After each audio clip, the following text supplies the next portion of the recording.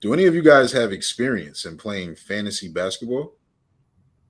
Absolutely. We, Yes. we got we got an active league going on right now. Oh, listen, next year I Get need to be in your league, right? it. Get it. Because I'll tell you what, Expansion. Let's get it. Expansion. can't ever find people to play fantasy basketball with me. It's You, tough. you want to talk about disrespect?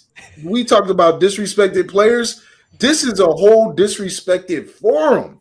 Like people across the world don't care about fantasy basketball because it's not fantasy football, right? Yep. So, Thanks. fellas, what do you guys like most about fantasy basketball and what keeps you playing it? I'll just say this. Thanks for not starting in with Blazers with a five game losing streak. So I appreciate that.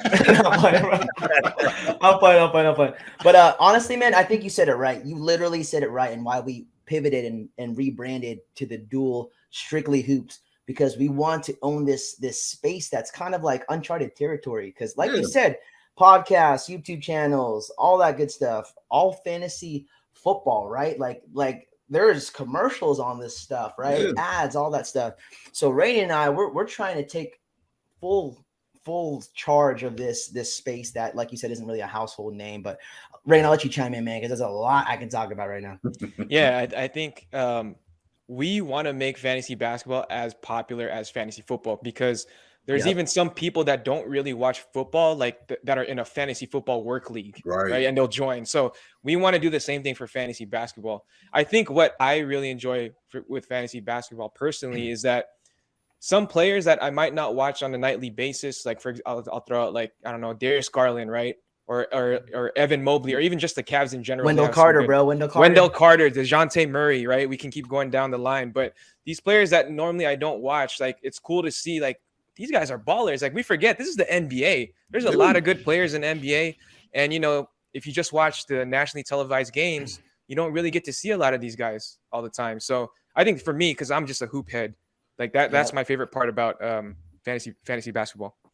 Yeah, no, it's just and on that same topic, like being able to find these gems before they start thriving, like Josh Giddey. Rain and I called Josh Giddey 2 weeks into hooping. Like we already knew this is a diamond in the rough. Like seeing players like that, where you'll start to know the third string backup center, right? That got called up for the second time on a second 10-day contract, right? Like that lets me know the analytics of Bismack Biyombo, bro. So like it's just like crazy, because fantasy hoops helps get you in. And again, this is like for hoop heads, like you said. But I think it's so funny you say that, because I know so many homies that basketball is their first sport, if you will. Like that's what they follow the most.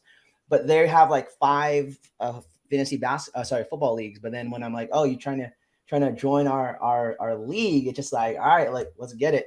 I'll say this real quick. We have 2 spots open. We're gonna expand it to 12 teams. It's a 10-teamer. Hey, so spots are gonna be open, fellas. I'm in. Let me talk to you about that, actually, because I feel like I just fit that mold. All right, I grew up playing basketball. All right, I think there was a basketball in the womb that I just came out, was trying to dribble when I was born. You know what I mean? But now,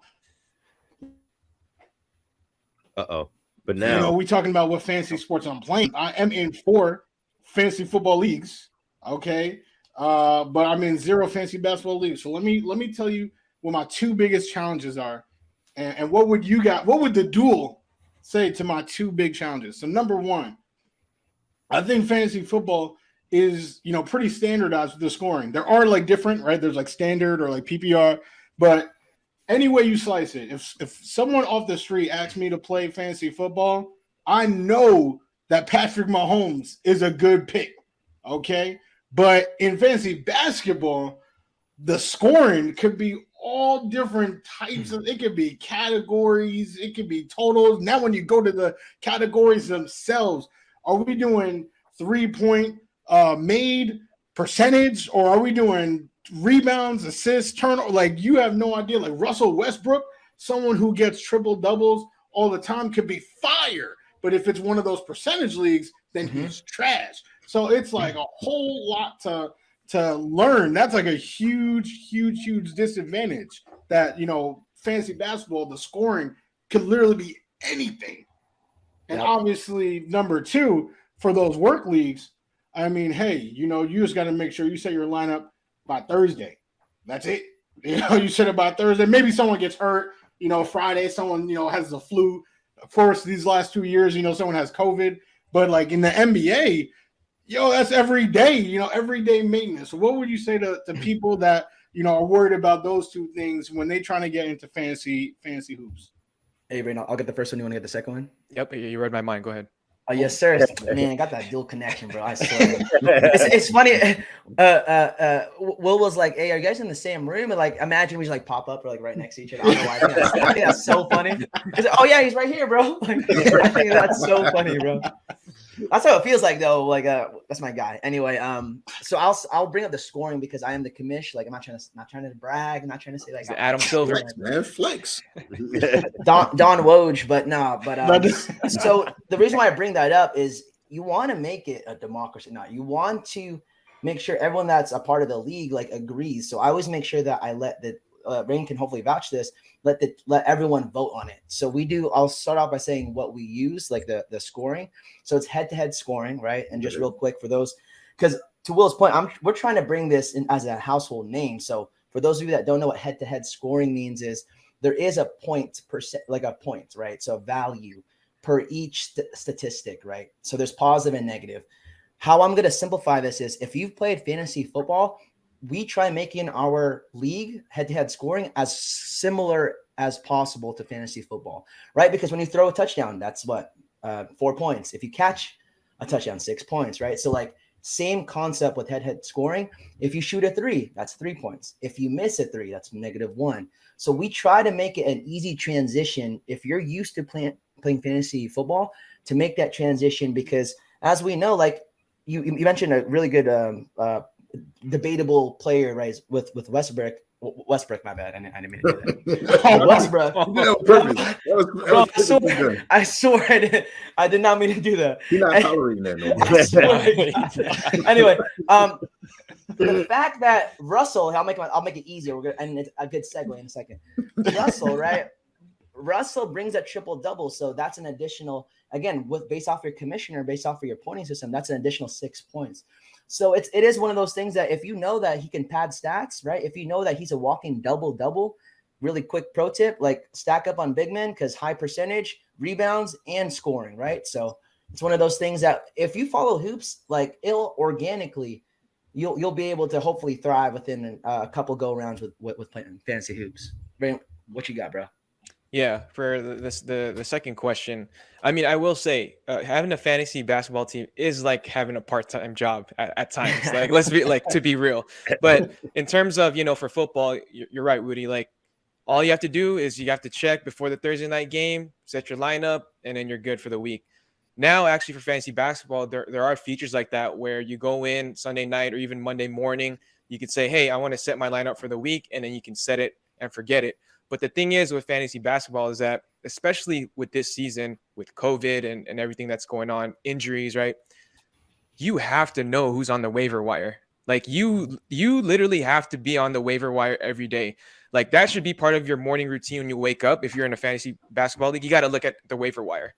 You got to look at who's getting dropped, who's available, who's hurt. I mean, Don probably has the most transactions in our league. Whenever I want to pick up a guy, it's like, oh, I already picked up by Don's team. Like that's how competitive and that's how quick it is.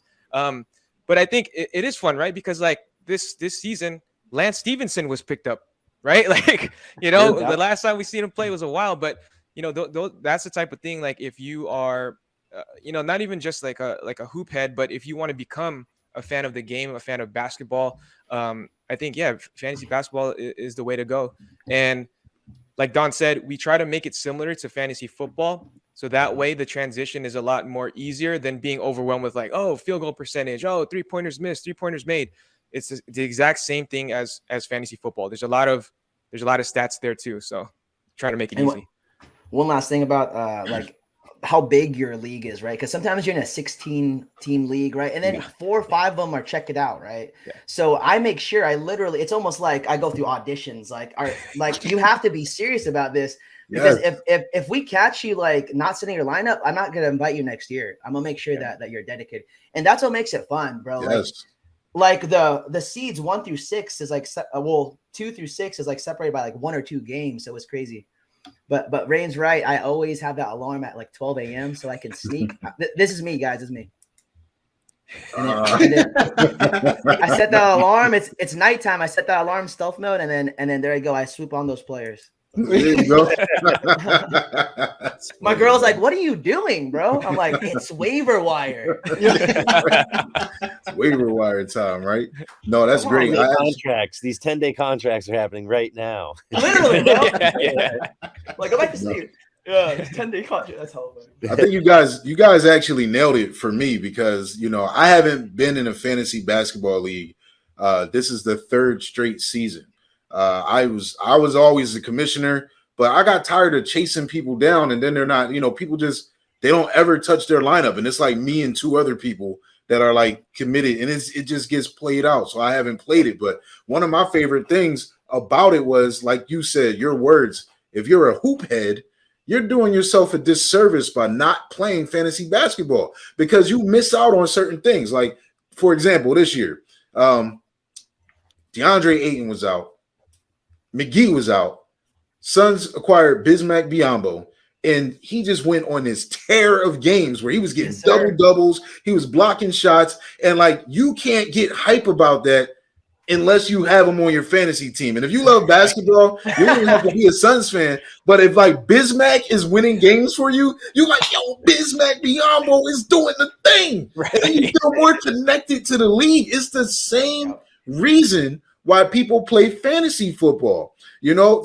People don't even know much about the rules in the actual NFL, but they play fan. You can't have a conversation with them about the X's and O's and what actually took place on the field. But they'll tell you, yeah, Stephon Diggs, 11 catches. I got a PPR league. He had me 110 yards and a touchdown. They can talk to you about that. That's all they know. They're not going to be able to talk to you about the defense, but this keeps that fan connected to the NFL.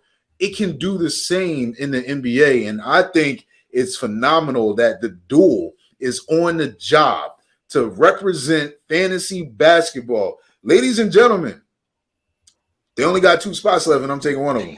But you need to get in your own league. You need to get in your own league next year.